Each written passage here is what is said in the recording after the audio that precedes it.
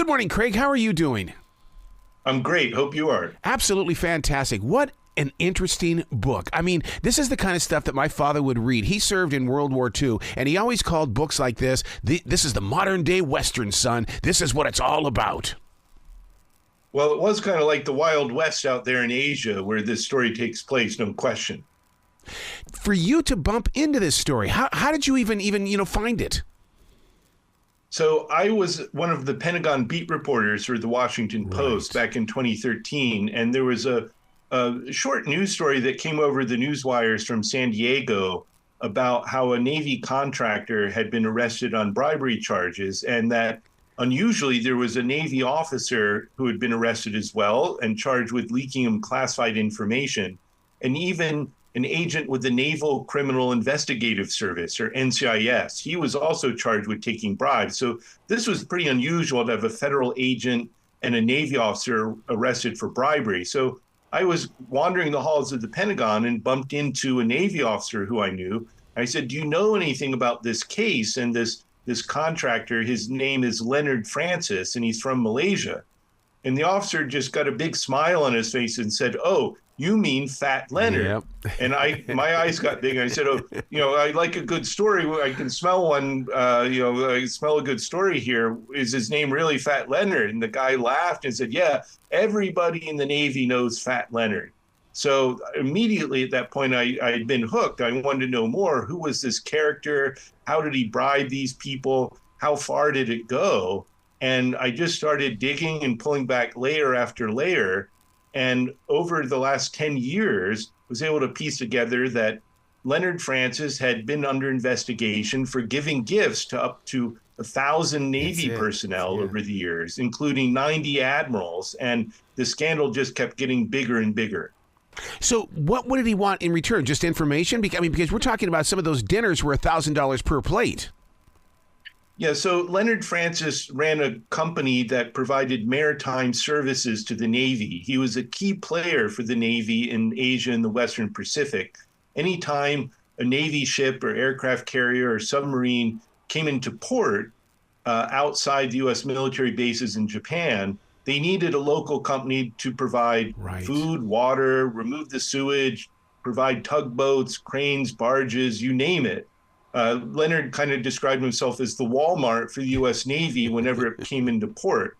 So he had contracts worth $200 million at one point to do these services for the Navy. But, that wasn't enough for Leonard. He realized that he could charge the U.S. government through the nose for his services as long as he could buy off Navy officers, get them to look the other way. So he became Good Time Leonard through these parties, gave these gifts, so that Navy officers wouldn't look at the bills and would essentially let him charge what he wanted. And it was out the nose and it was reckless for the better part of 25 years till he finally got caught. Wow.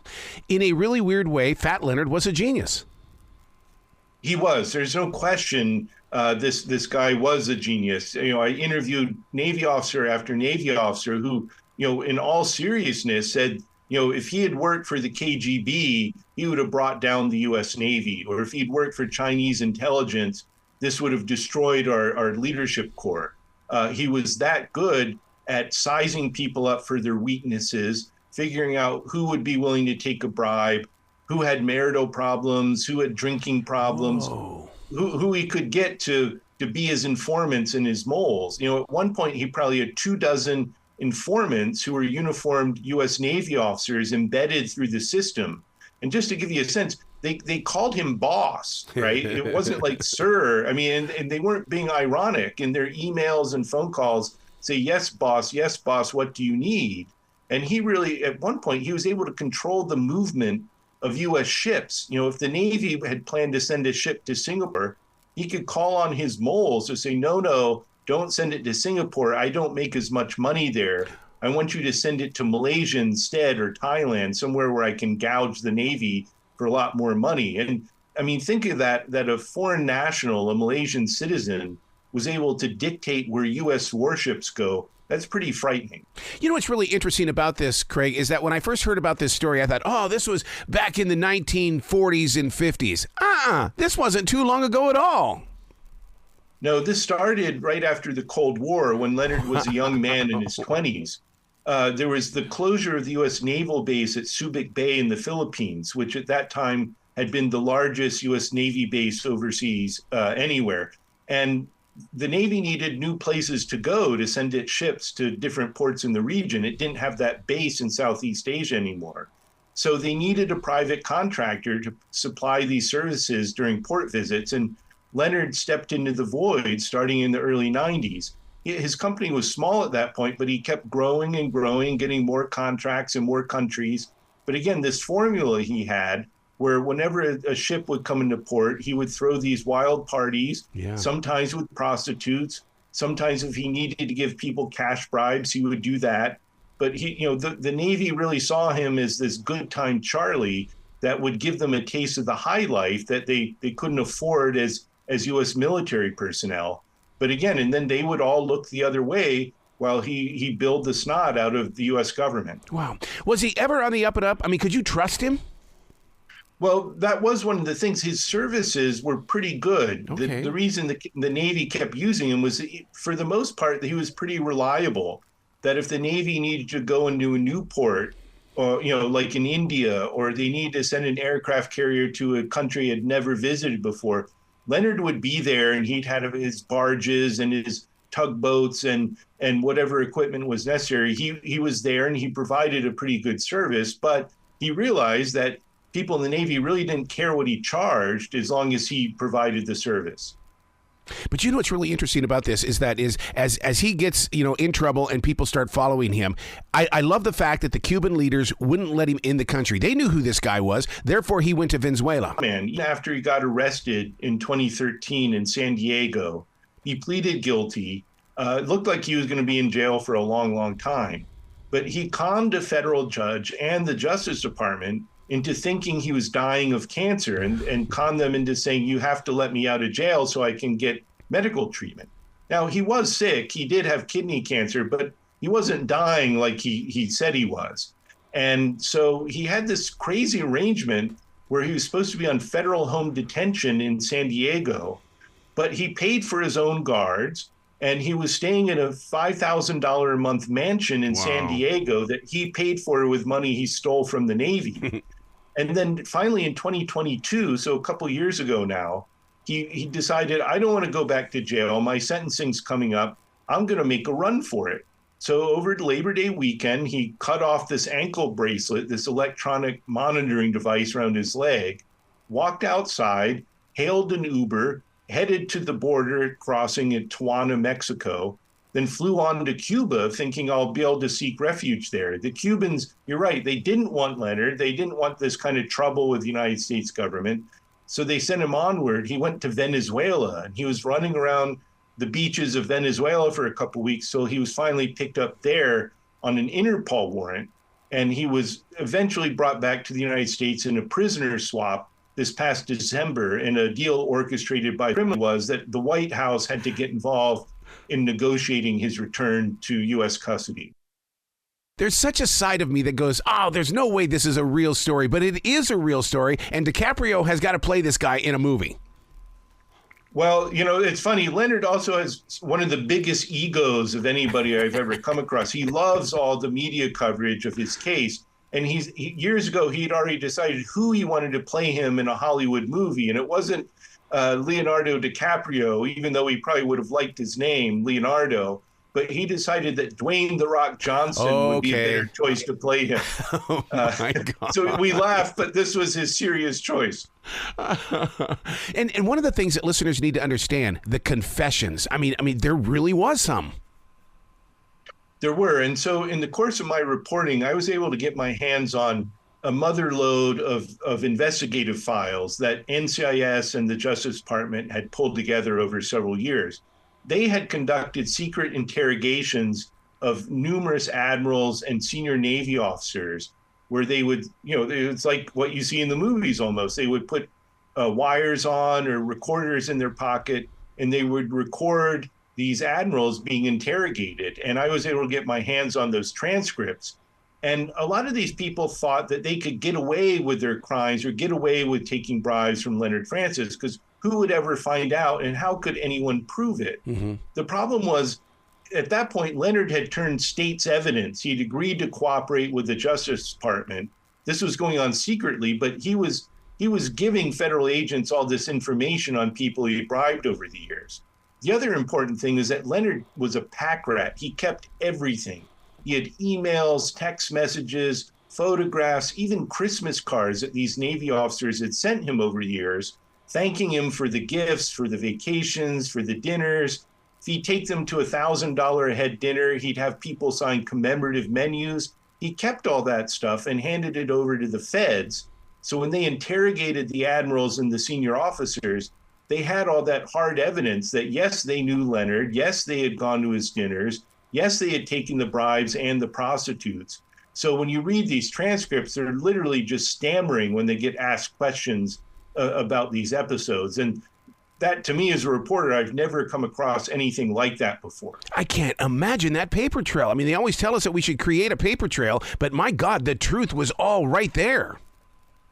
It was. And again, the shocking thing, frankly, is that these Navy officers were so stupid, right? They set themselves up for blackmail. They left a paper trail. There was one officer who actually testified in court that he had gone to this over-the-top dinner with champagne and 10 courses that Leonard had hosted in Sydney, Australia, for officers on the USS Blue Ridge, which was the 7th Fleet flagship.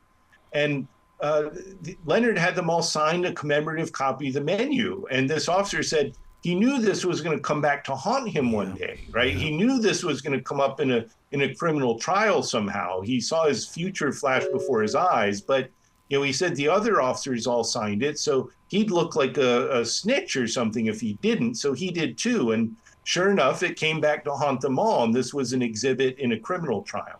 Wow. 440 people, including 60 admirals. Did anybody have to spend some time in jail?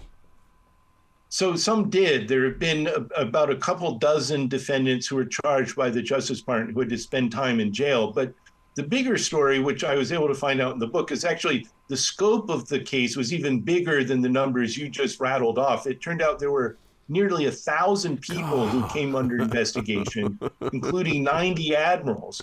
But the scandal of the scandal is that very few of those admirals got in trouble. Only one went to jail for 18 months. The rest of them, maybe a few got slaps on the wrist from the Navy. They got official censures or were forced to retire, but only one spent time in prison of all those admirals. Wow. Now, let me ask you this question. In reading the book, if somebody has served this nation in the Navy, are they going to be emotionally involved in the way of saying, how stupid can these people that I'm with every day be? No question. I think the people who have read the book or have heard about the story, the people who get most angry are U.S. military personnel, veterans or active duty, who do things right. That they are the upstanding people with high integrity, and it angers them the most of what these fellow veterans and officers got away with this kind of behavior over the years. So there's no question. I think it is emotional for a lot of Navy folks and veterans from other services to read a book like this. They feel not only did these people betray their country, but they betrayed them, their veterans and other service members. And, I think that's going to be something that's going to be difficult for a lot of people to process. I love how authentic you have made this book. And the reason why is because I love it when I can have the facts and figures right here in front of me, because I feel like I'm right there with you and we're trying to get to the end of this. Well, I appreciate that. It is important to note for this book, it's all based on the record interviews and official documents I was able to get my hands on. So, there's no blind quotes in this.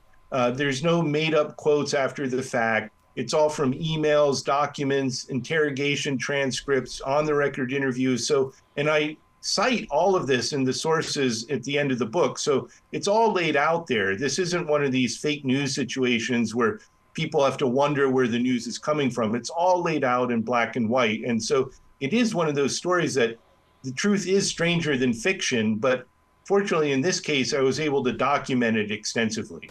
The scariest thing about this whole entire thing, this Fat Leonard guy, is the fact that this guy had so much information that did that not interrupt our national security? it was an enormous threat to national security. And this, again, is where stupidity came into play for these Navy officers who took his bribes. And I'll give you an example of this. So besides having all his parties and dinners, Leonard he was a master of espionage. He was able to cultivate 10 different US Navy officers to leak him military secrets. And they did this over a period of 7 years. So for 7 years, at his beck and call, he had military officers leaking him classified information about, and most of it was about the movement of US ships and submarines in the Pacific, which was information that, posed a real risk to the safety of US crews throughout the region if our adversaries had gotten their hands on it.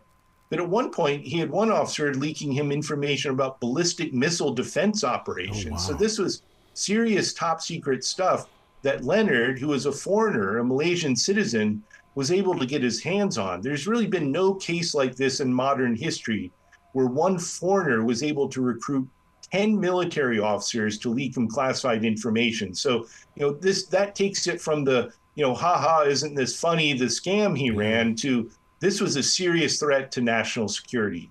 So is it because he was a master at selling the spots off a leopard? I mean, he obviously had to have been a phenomenal salesperson. He was, as one Navy officer described him, he was a master at human study. He could size up people's weaknesses very easily. He knew, one of his favorite sayings was every sailor has a weakness. And so he would figure out who was having marital troubles, who had a drinking problem, who needed money, who let their hair down too much at certain points. He'd study people and he'd collect intelligence from his informants and the rest of the Navy about certain individuals.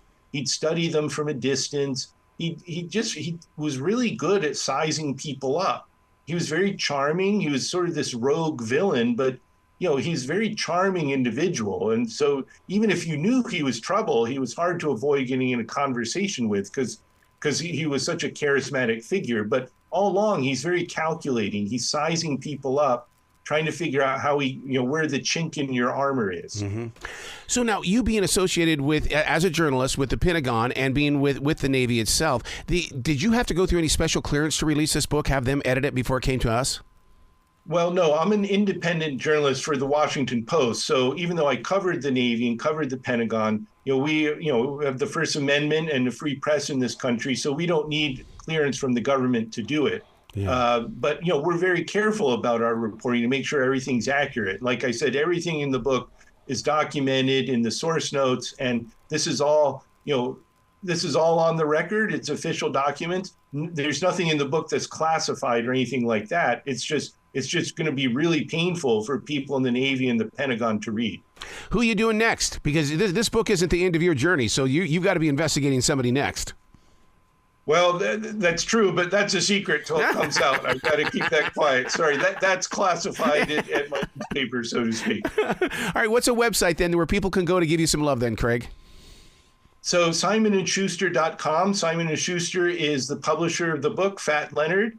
I'm also can be found at WashingtonPost.com. I love it. Please come back to this show anytime in the future. The door is always going to be open for you. Really enjoyed it. Well, you be brilliant today, okay, sir?